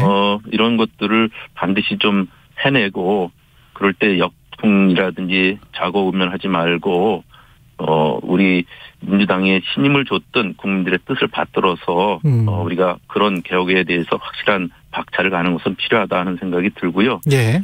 이런 것들을 통해서 국민들의 신임을 다시 하나하나 쌓아가면 우리에게도 다시 기회가 열릴 수 있다 하는 생각이 듭니다. 알겠습니다. 여기까지 듣겠습니다. 염태영 전 서울시장, 더불어민주당 경기도지사, 예. 전 수원시장, 예. 더불어민주당 경기도지사 예비 후보님이었습니다. 고맙습니다. 예, 감사합니다. 예. 공정, 공익, 그리고 균형. 한 발짝 더 들어간다. 세상에 이익이 되는 방송. 최경영의 최강시사.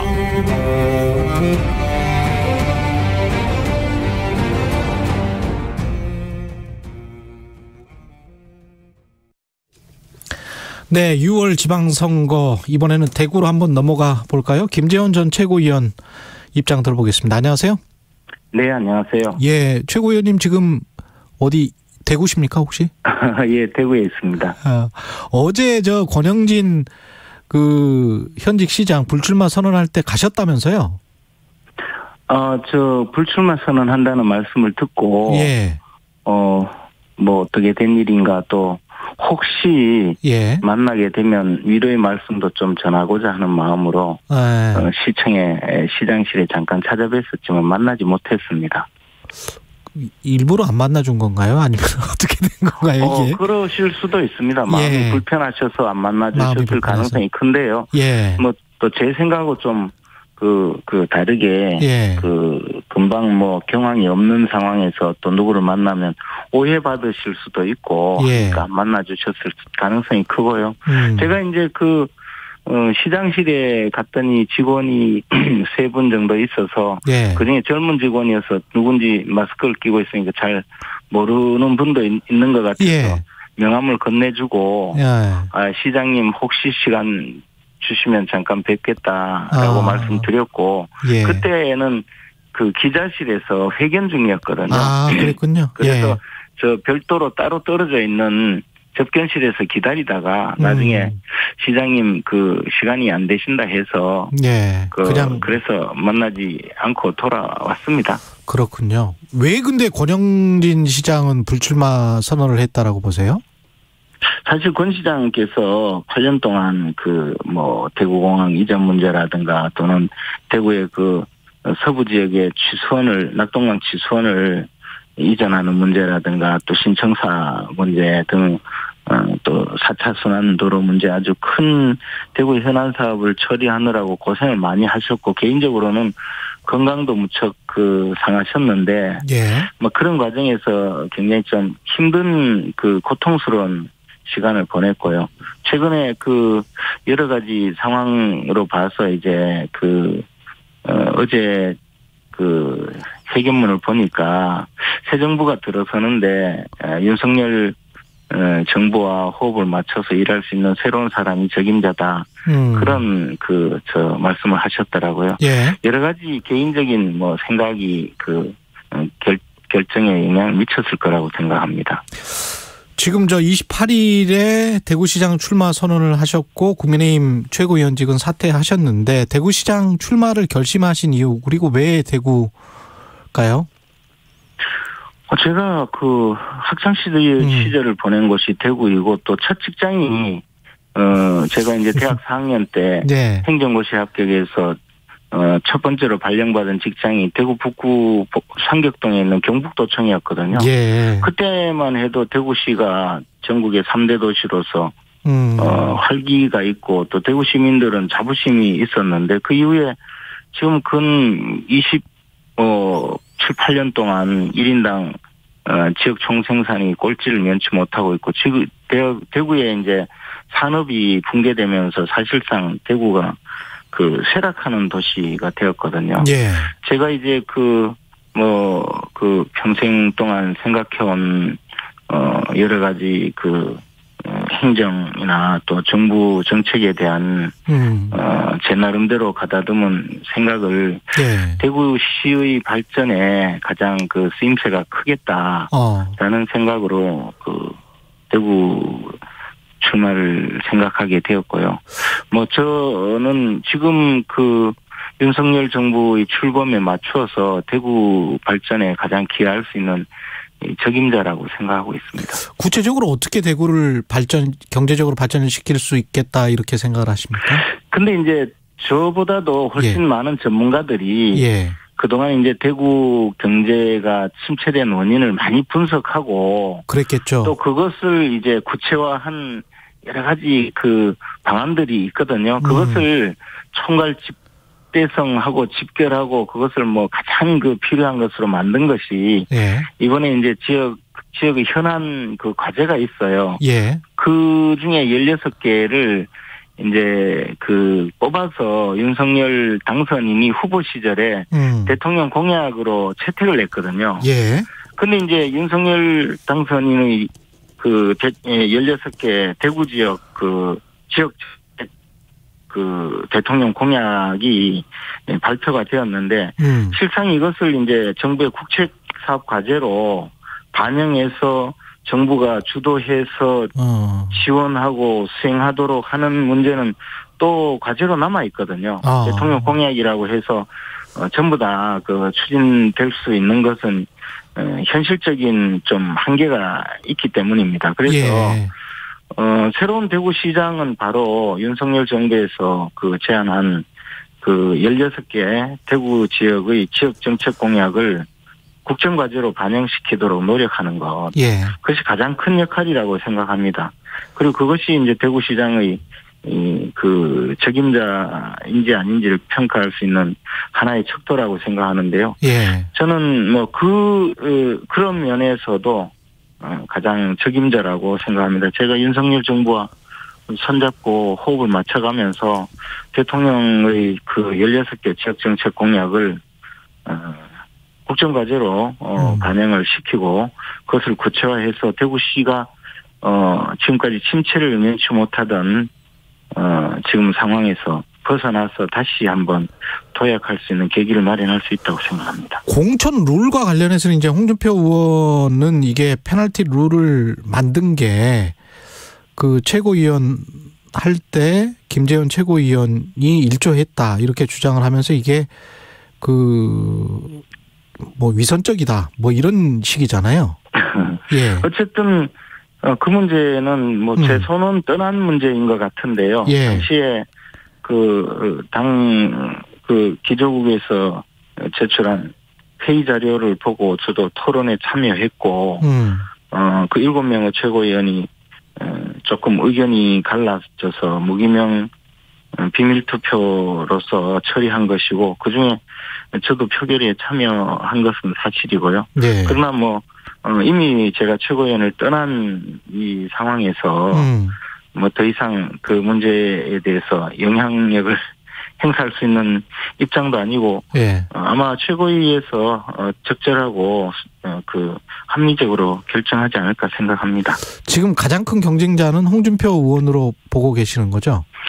결국에는 홍준표 의원님과 제가 양강 구도로 겨룰 수 있는 구조가 되었습니다. 유영하 변호사는 어떻게 생각하십니까? 유영하 변호사님은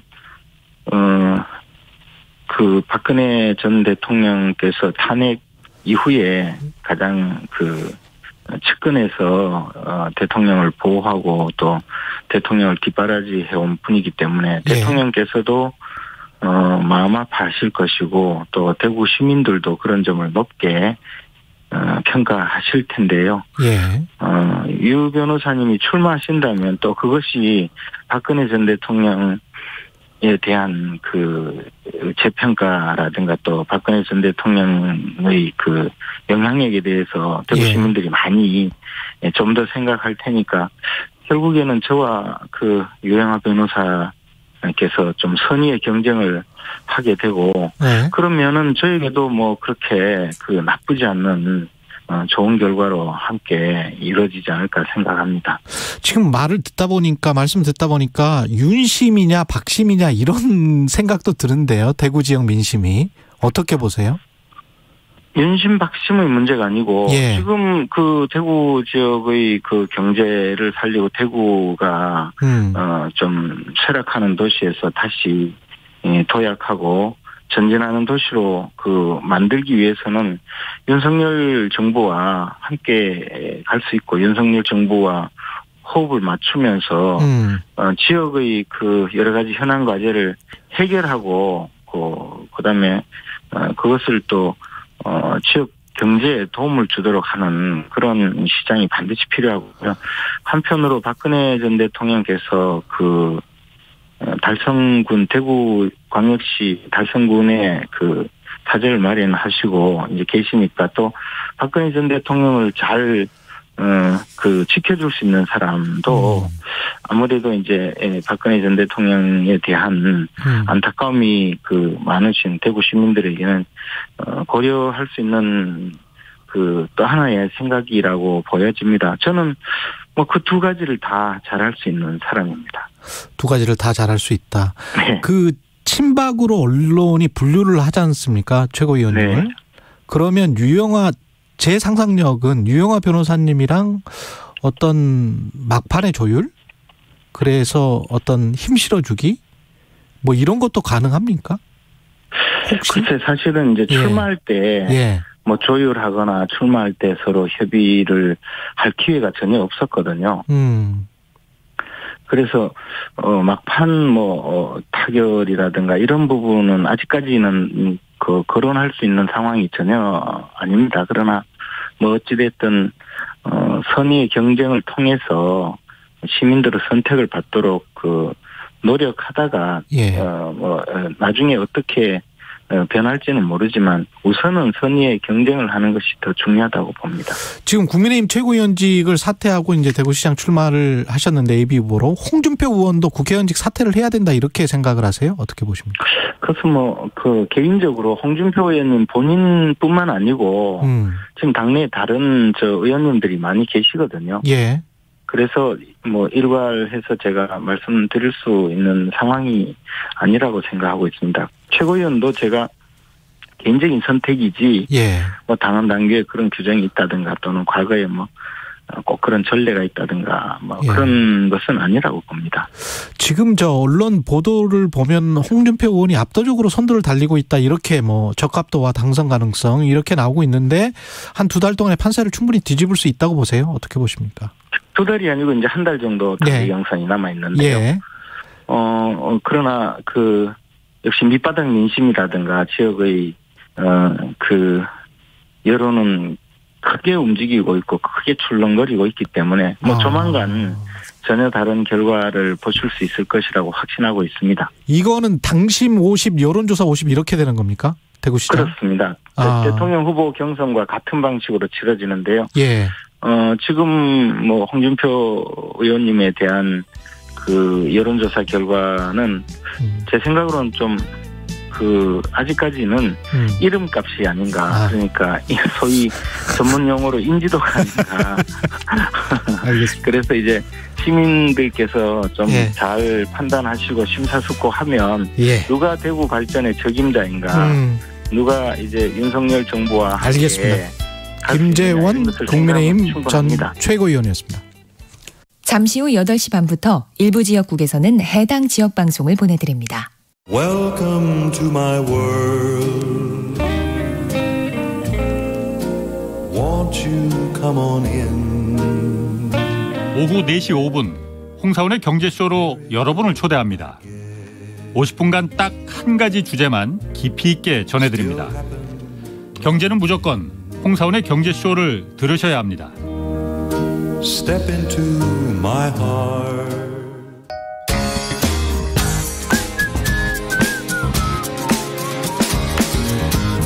오늘 하루도 치열하게 정의롭게 살아내는 여러분 하루의 시작과 끝을 응원합니다. 매일 오후 5시 5분 주진우 라이브.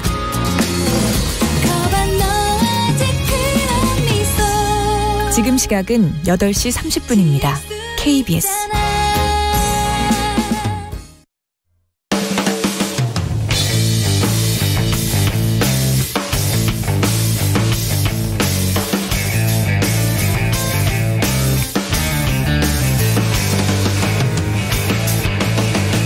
최경영의 최강 시사.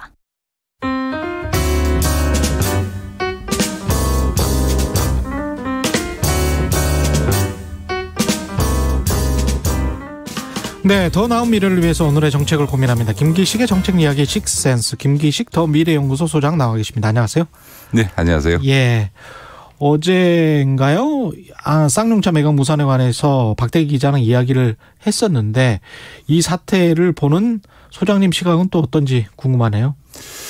예, 그 쌍용자동차를 인수하겠다고 했던 에디슨모터스 측이 이제 3천억 정도를 얘기했는데 지금 계약금으로 낸 300억 빼고 2,700억을 아예 그 대금을 내지 못해서 이제 무산이 된 건데 사실은 그 작년 10월 달에 이 에디슨모터스가 이 그 우선협상 대상자가 선정될 때부터 주채권 은행인 산업은행에서는 이 에디슨모터스의 자금 조달 능력이 있는지에 대해서 실제로 인수할 의사가 있는지에 대해서 극히 회의적이었습니다. 다만 지금 쌍차 매각은 법원의 법정 관리하에 있기 때문에 법원에 의해서 진행되고 있으니까 산으로서는 어쩔 수 없었지만 사실 초기부터 이런 사태가 예견돼 있었던 거죠. 기본적으로 새우가 고래를 삼키는데 그 새우가 너무 작았다? 아니, 그러니까 실제로 자금 조달을 할 능력이 있었는지를 떠나서 의지도 없었다? 쌍용자동차를 인수하려고 했던 그것이 실제 인수를 하려고 했던 것보다는 주가 부양 목적으로 한 거 아니냐라는 의심이 그때도 있었고 지금은 그게 훨씬 증폭되고 있는 거죠. 예를 들면 그 에디슨모터스가 쌍용자동차 인수하기 위한 자금 조달 창구로 세미시스코라는 회사를 인수해가지고 에디슨 EB라고 하는 회사로 사명을 변경하는 회사가 만들어진데 이 회사가 인수되기 직전 5월 말에 1,500원이었던 주식이요. 나중에 82,000원까지 올라갑니다. 무려 50배가 올라갑니다. 그러니까 인수하고 나서 쌍용자동차 인수 전에 뛰어들기 전에까지 1,500원이었던 게 한 10,000원까지 한 그 6배 정도 올랐고요. 야, 그것도 대단한데. 그다음에 쌍용자동차 인수 전에 본격적으로 나서기 시작하면서부터 8배가 올랐습니다. 그런데 지금 이 회사가 문제는 지금 얼마 전에 외부 회계 감사인에 의해서 의견 거절을 받았거든요. 그래서 지금 상장 폐지 위기에 몰린 거예요. 그러면은 뭐 재무제표는 엉터리. 그러니까 지금은 외부 감사인이 보기에는 지금 유동 부채가 유동 자산보다 더 많아서 회사가 지속 가능한지에 대해서 불확실하다라고 하는 거. 이게 그러니까 한마디로 얘기하면 이 회사는 생존하기 어렵다라는 의견을 외부 감사인이 낸 거거든요. 그럼 이제 상장 폐지되면 이 회사의 주식을 갖고 있는 사람들은 다 휴지가 되는 거죠. 그런데 이제 문제는 아까 말씀드렸던 것처럼 작년 한 해 동안 50배 주식이 오르고 이 쌍용자동차 인수를 하겠다고 나서면서부터 8배가 그 뒤에도 8배가 올랐는데 이 과정에서 기존 세임시스코 대주주들의 지분 매각, 그다음에 에디슨 모터스의 지분 대량 매수 매도, 또 이 에디슨 모터스가 이 세미시스코를 인수하는 과정에서 5개의 투자 조합이 여기에 관여가 돼 있는데 여기가 지분을 저가 인수한 다음에 고가에 급등할 때 매도한 것 등 이 대주주들의 주식 매도 행위가 지금 포착되고 있는 겁니다. 그러니까 결론적으로는 에디슨 모터스가 지금 300억 내고 원래 인수자금 3,000억이라고 하는 것도 2조짜리 회사를 단돈 3천억에 인수하겠다는 게 말이 되냐. 그러니까 에디슨 모터스가 처음부터 우리가 3천억 내고 사는 보고 1조를 대출해달라는 거예요. 그러니까 자기가 낸 돈의 3배를 대출해 주면 내 인수할게. 이런 황당한 계획. 원래는 이제 자기가 인수자금을 충분히 내고 그리고 그렇죠. 나서 부족한 부분을 지원해 달라고 해야 되는 거거든요. 그리고 모두가 쌍용자동차가 회생하려면 당장 완전 자본 상태이기 때문에 운영 자금 필요하고 동시에 지금 자동차 산업이라는 게 전기차 중심으로 그렇죠. 바뀌고 있으니까 기술 개발 투자를 해서 최소 1조 5천억에서 3조 정도의 자금을 조달해서 투자해야만 이 회사가 산다라고 하는데 단돈 3천억 들고 와서 인수하겠다고 하면서 나머지 대출해달라 이런 황당한 계획을 제출을 했는데 법원이 그걸 인정을 하고 진행을 한 거예요. 뭐 자, 다른 인수자가 없었으니까? 3명이 세 군데가 응찰을 했는데 여기를 한 건데. 예. 자, 문제는 이 엉터리 같은 인수 계획을 보면서도 그때도 이건 실제로 인수하려고 하는 게 아니라 다른 목적을 갖고 있는 거 아니냐. 제일 먼저 나왔던 거는 저거는 쌍용자동차 인수해서 부지를 이전시켜고 공장 부지를 이전시켜서 쌍용자동차 평택 부지를 개발해서 부동산 개발 이익을 노린 거 아니냐라는 의심이 처음에 있었고. 그렇죠. 근데 그 뒤에 보니까 그게 아니고 소위 에디슨 모터스가 주가 부양을 통해서 대주주들이 일정한 시세 차익을 노리고 한 거 아니냐.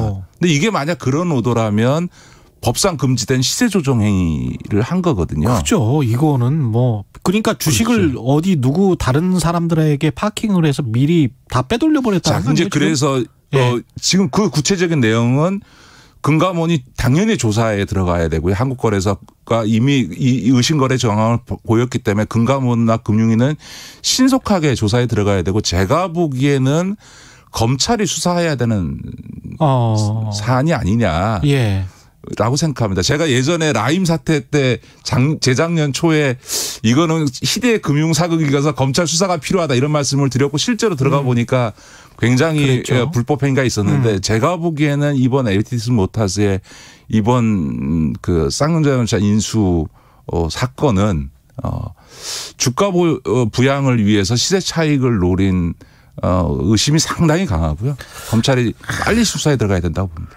이게 지금 에디슨 모터스는 끝까지 인수하겠다는 입장을 계속 언론에다가 표명을 하고 이것도 어떻게 보면 사기랄지 그 뒤에 만약에 어떤 범죄적인 행위가 있었다면 그런 것들을 방어하기 위한 지금 논리를 지금 만드는 거군요. 그렇죠. 예. 그러니까 지금은 자기들은 실제로 인수할 의사가 있었다라고 하는 거를 끊임없이 항변하지 않으면 이건 뭐 명백히 주가 부양을 위한 시세 조정 행위를 한 것으로 될 가능성이 굉장히 높으니까 필사적으로 그런 노력을 하겠지만 법원도 이미 쌍용자동차를 에디슨 모터스에 매각하는 회생계획안은 이미 폐지시켜 버렸고요. 예. 현실성이 없다고. 그래서 그걸 갖고 지금 다시 가처분을 했는데 법원이 그걸 받아들여 줄 가능성은 없는 거죠.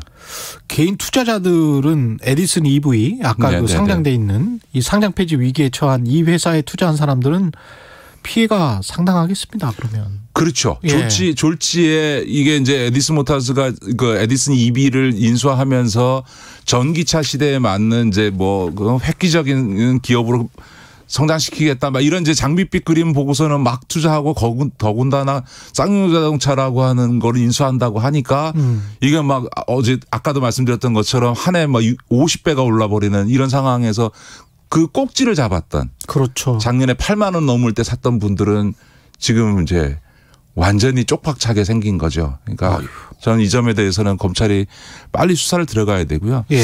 또 하나는 이게 저는 법원이 특히 파산법원에서 이번 사태를 한번 저는 점검해 봐야 된다고 생각합니다. 사실은 제가 정무위 국회의원 시절에 통합도산법 개정안을 제출해서 지금 기업 구조조정 과정을 금융위가 정치적으로 하는 이런 워크아웃 제도를 좀 폐지하고 법원 주도하에 선진국처럼 구조조정 작업을 할 수 있도록 법을 만들어서 지금 이번 이제 쌍용자동차 건도 법원의 주관하에서 이루어진 건데 이 법원이 이 상황에 있어서 너무 형식 논리로만 판단해서 하다 보니까 실제로 주채권 은행이나 이 업계가 에디슨 모터스가 작년에 이 인수하겠다는 회생 계획안을 제출할 때부터 자금 조달 능력, 자동차 회사 경영 능력, 계획서가 엉터리다라는 얘기를 했는데도 불구하고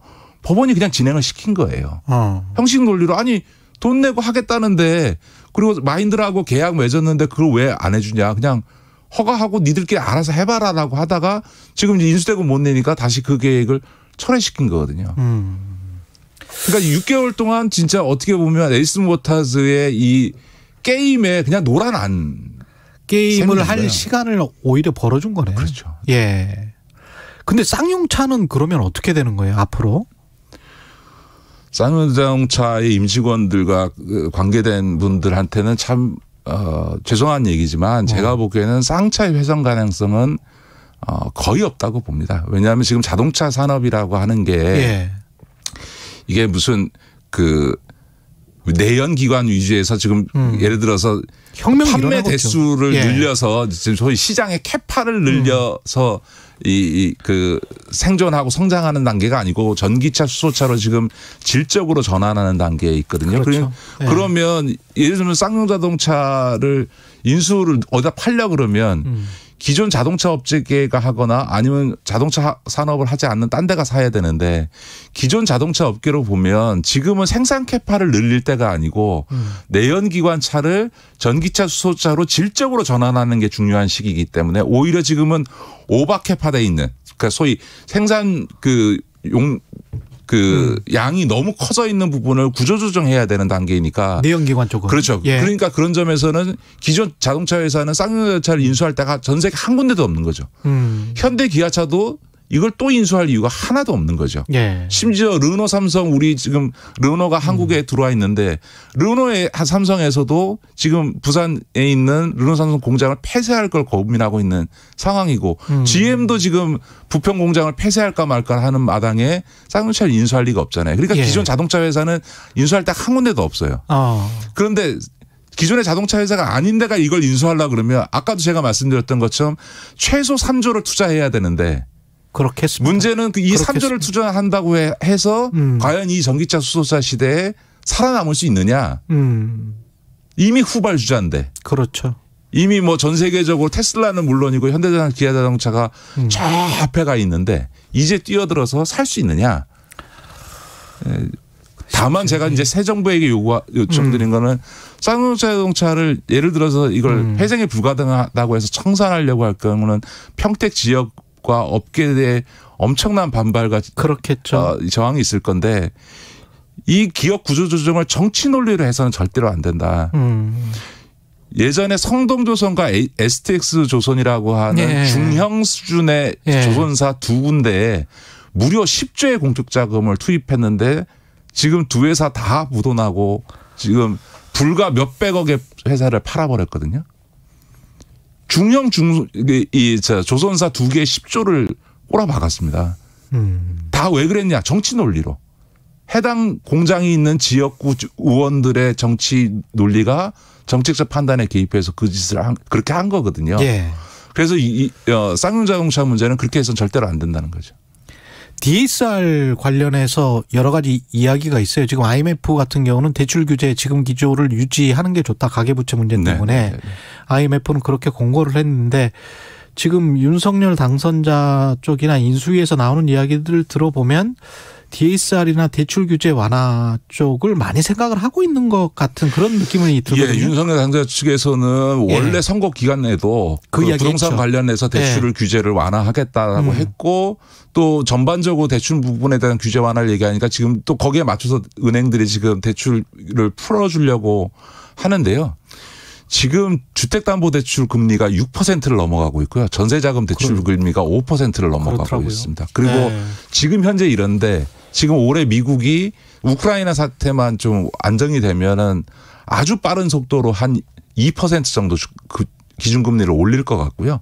그거에 따라서 우리나라도 같이 기준금리를 올리게 될 거고 이미 이주열 총재도 올해 2번 이상 금리 인상 한다고 돼 있지 않습니까? 그렇게 되면 주택담보대출이나 전세자금 대출이 8%, 9%, 심지어 10%까지 올라갈 가능성을 배제할 수 없는 거거든요. 네. 자, 이런 상황에서 대출 규제 완화하면 부동산 문제에 대한 민심을 잡겠다고 대출 규제 완화했다가나 윤석열 정부는 바로 내년에 정부 초기 1년도 안 돼서 폭발하는 가계부채 문제에 직면하면서 민심 위반을 겪게 될 겁니다.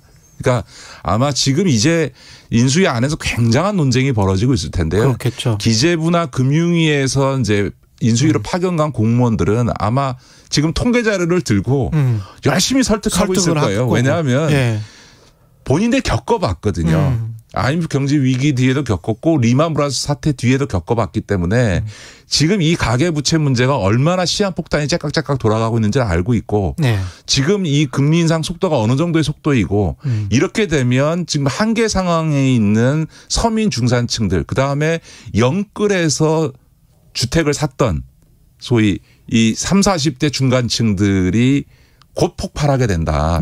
쉽게 얘기하면 주택담보대출 금리가 10%를 간다는 건요. 한 5억 대출한 사람이 한 달에 500만 원 가까이 갚아야 된다는 상황이 온다는 얘기예요. 그거를 감당할 수 있는 봉급쟁이가 얼마나 되겠어요. 그러니까 이게 완전히 금리가 1, 2%일 때하고 이게 대출 금리가 7, 8%, 8, 9% 올라가는 때는 그렇죠. 완전히 세상이 다른 거거든요. 근데 뭐 연준의 그 방향에 따라서 다르겠지만 그래도 경기 침체가 오는 것보다는 낫다라고 생각하는 그런 유혹이 분명히 있을 거란 말이죠. 정부는 집권 여당은 분명히 그게 있을 거예요 또. 그렇죠. 그런데 한편에서는 지금은 미국도 마찬가지고 이번에 그 하는 총재 후보로 지명된 이창용 그 국장도 마찬가지 얘기하지만 우리나라도 이미 인플레이가 발생하고 있고 물가 상승률이 지금 2% 3%를 매달 그렇죠. 기록을 하고 있기 때문에 인플레 압력 때문에 금리 인상을 안 할 도리가 없거든요. 그러니까 지금은 정부의 의지와 무관하게 미국의 연준의 금리 인상이라는 이유가 가장 결정적이고 그리고 우리나라의 물가 인상 인플레 때문에 금리 인상은 윤석열 아니라 윤석열 할아버지가 와도 누가 대통령이 돼도 금리 인상을 막을 길이 없다는 거예요. 그럼 그런 금리 인상 기조에서 대출 규제를 완화한다? 이건 거의 정책적 자살행위인 거죠. 알겠습니다. 여기까지 듣겠습니다. 식센스 더 미래연구소 김기식 소장이었습니다. 고맙습니다. 네, 고맙습니다. KBS 1라디오 최경영의 최강시사 듣고 계신 지금 시각 8시 47분으로 향하고 있습니다. 이 시각 출근길 교통정보입니다. 3월의 마무리 안전하게 잘 하셨으면 좋겠는데요. 평택 제천고속도로 제천 쪽으로 가는 길입니다. 안진터널 부근에서 고장난 화물차를 처리하고 있습니다. 이 차로와 갓길이 막히면서 3km 구간 속도가 많이 떨어지고 있고요. 경부고속도로 서울 쪽은 서울 요금소 부근에 사고 있습니다. 1km가량 여파를 받고 있습니다. 달래 내에서 반포 쪽의 정체 계속되고 있습니다. 서울 시내 분당서로 성남 쪽으로 가는 길인데요. 강남면허 시험장 부근에서 사고를 처리 중이라 청담대교부터 정체가 이어집니다. 반대는 복정에서 탄천 1교 쪽으로 속도를 줄이고 있고 언주로 내곡터널에서 구룡터널 쪽으로 불편합니다.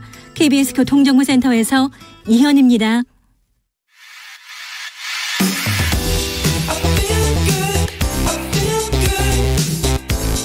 세상에 이익이 되는 방송 최경영의 최강시사.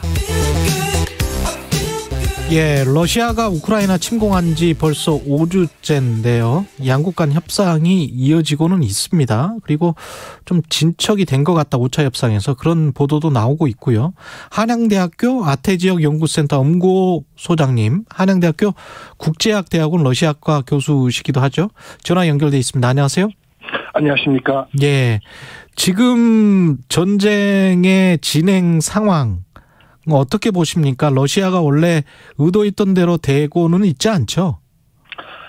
아마 러시아 언론을 보면 아마 초기에 러시아에 오판이 있었던 것 같습니다.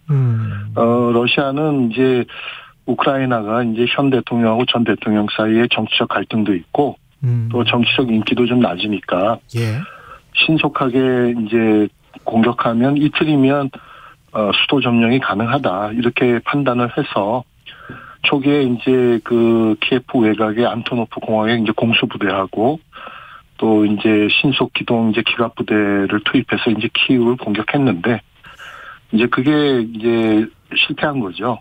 예. 그 이후에도 이제 여러 가지 문제점을 보였는데 기술적으로 전략적으로 예.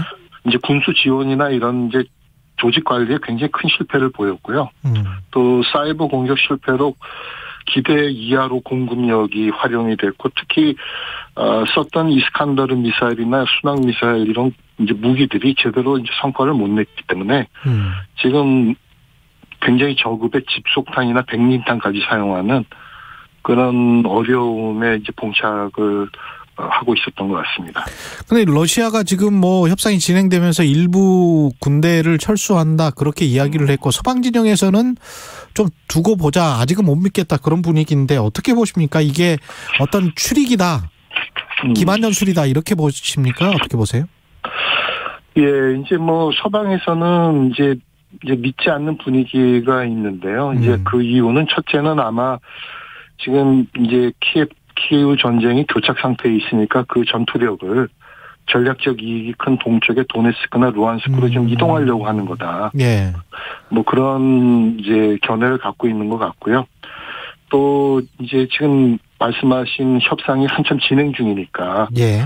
그런 유리한 이제 협상력을 갖기 위해서 조금 이제 전략적 이 지역에 더 이제 투입을 하고 키우는 조금 이제 협상의 분위기를 위해서 풀어주고 하는 그런 양면 작전을 좀 쓰는 것 같다고 좀 생각을 하고 있습니다. 지금 저 러시아 쪽 주장은 돈바스 지역을 해방시키겠다 뭐 이렇게 지금 주장을 하고 있잖아요. 예. 그거는 어떻게 보면 이제 한국처럼 한반도처럼 그쪽은 러시아 정부 꼭두가시 정부로 만들어서 어떤 분단시켜버리는 그런 거를 지금 생각을 하고 있는 건가요? 러시아가?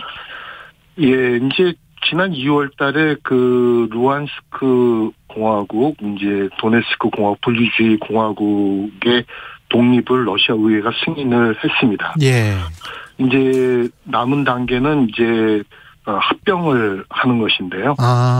이제 그 합병을 하려면 지금 그 분리주의자들이 점령하고 있는 거는 도네츠크, 루안스크, 도네츠 전체가 아니라 그 일부 지역이거든요. 예. 우크라이나 전체 영토로 보면 7%밖에 되질 않습니다. 예.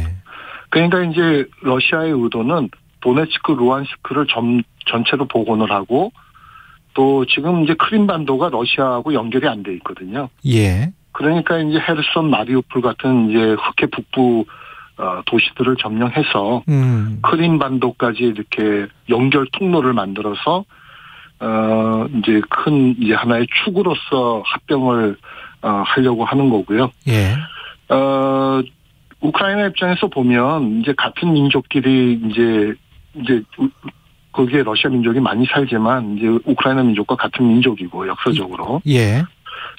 한반도 분단 상황으로 우크라이나 사람들은 인식을 하고 있습니다. 그러면 이게 협상 그 과정에서 분명히 이런 말들이 오고 갈 텐데 협상은 어떻게 진행되고 있다고 보세요? 만약에 중립국 선언을 하면서 나머지 한 뭐 8할, 9할 정도 되는 80%, 90% 되는 지역은 지키고 10% 되는 지역은 넘겨줄 가능성이 있습니까? 어떻게 보십니까? 예, 그저께 이스탄불 그 협상에서 아주 구체적인 논의들이 다 나와 있어서 좀 해석이 가능할 것 같은데요. 예. 이제 중립국화에 대해서는 어느 정도 상당히 진전되고 구체화된 것 같습니다. 이제 나토 헌장 5조처럼 이제 군사적 자동 개입으로 우크라이나 안보가 보장된다면 나토 가입도 안 하고 비핵화하겠다는 거고요. 예. 다만 그 잠정 합의에 보면 이번 합의에 크림반도와 돈바스는 논외로 한다는 조항이 있습니다. 이제 결국은 러시아 입장에서는 어차피 비핵화나 중립국화는 100% 보장하는 방법이 없기 때문에 어차피 이 일을 달 수 없습니다. 이제 그거는 아마 그대로 합의가 갈 가능성이 있는데 이번에 우크라이나 쪽에서 크림반도도 15년 기한으로 재협상하자 이런 주장을 하고 있고 또 돈바스 지역에 대해서도 일부 뭐 젤렌스키 대통령이 러시아 언론과의 인터뷰에서 일부 조금 뭐 해결의 의지도 보였다는 보도도 있지만 영토 문제이기 때문에 이제 크게 양보하기는 어려운 거거든요. 예. 그러니까 아까 말씀드린 대로 러시아는 더 확대해서 점령하려고 하고, 우크라이나는 그걸 하여튼 최대한도로 축소를 하려고 하는 입장이니까. 예. 결국 협상의 최대 걸림돌은 돈바스 문제가 될 것 같습니다. 그러면 우크라이나가 지금 협상을 하면서 우크라이나의 주권국으로서 완전히 협상의 주도권을 갖고 있는 건가요? 아니면은 군사 물자랄지 이런 거를 대주는 나토 쪽이나 미국 쪽의 영향력이 어느 정도 있는 겁니까? 지금 이제 미국이나 나토의 후방 지원은 이제 상당히 이제 이루어지고 있고요. 예. 또 그걸 바탕으로 우크라이나가 이제 기대 이상의 항전을 성공적으로 수행하는 측면이 있는 건 맞습니다. 예. 그런데 지금 이제 실제 그 주요 세 도시 이제 키이우, 하르키우 또 이제 마리우폴 전쟁 이제 상황을 보면 지금 우크라이나의 민간인 피해가 지금 굉장히 늘어나고 있거든요. 예. 그러니까 이제 우크라이나도 이제 사실은 계속 항전하기에는 거의 한계에 봉착해 있는 것 같습니다. 그렇군요. 이제 러시아도 어려움을 겪고 있으니까 거꾸로 얘기하면 어느 정도 또 협상의 가능성도 조금 생겨나고 있다 그렇게 보입니다. 그렇군요. 결국은 전쟁이라는 게 서로 간에 더 이상 전쟁을 할 수 없을 만큼 지치게 된 다음에 뭐 합의를 한다고 그러더니 아유, 좀 안타깝네요. 근데 네. 이 다음 이제 전쟁이 어떻게 끝나서 휴전이 되고 그 다음에 미국과 러시아, 중국 간의 신냉전이 계속 이어질 가능성에 관해서 우려하잖아요. 마지막으로 어떻게 생각하시는지 좀. 예, 이번 전쟁이 이제 글로벌 헤지모니를 미국이 과연 계속 유지할 수 있을까에 관한 이제 본질적인 문제를 제기하고 있는 것 같습니다. 예. 이제 지금 말씀하신 이제 신냉전의 이제 지속도는 구조와 여부는 이제 제일 중요한 거는 중국과 러시아가 이제 어느 정도 밀착하느냐에 달려 있을 것 같습니다. 이제 좀 나쁜 시나리오로 보면 이제 중국의 경제력과 러시아 군사력이 결합돼서 이제 미국과 대결하고 여기에 이제 북한이나 이란 핵 문제가 복잡하게 기재 결합하면서 이제 소위 말하는 이제 수정주의 세력계 미국의 이제 본격화된 신냉전이 지속될 가능성도 이제 상당히 있어 보이고요. 그러네요. 또 이번에 또 재미있는 측면, 이제 저희가 봐야 될 측면은 시간이 다 되세요, 교수님. 다음번에 연결하시죠. 한양대학교 아태지역 연구센터 엄구호 교수님이었습니다. 코로나19 확산세가 장기화됨에 따라 사회적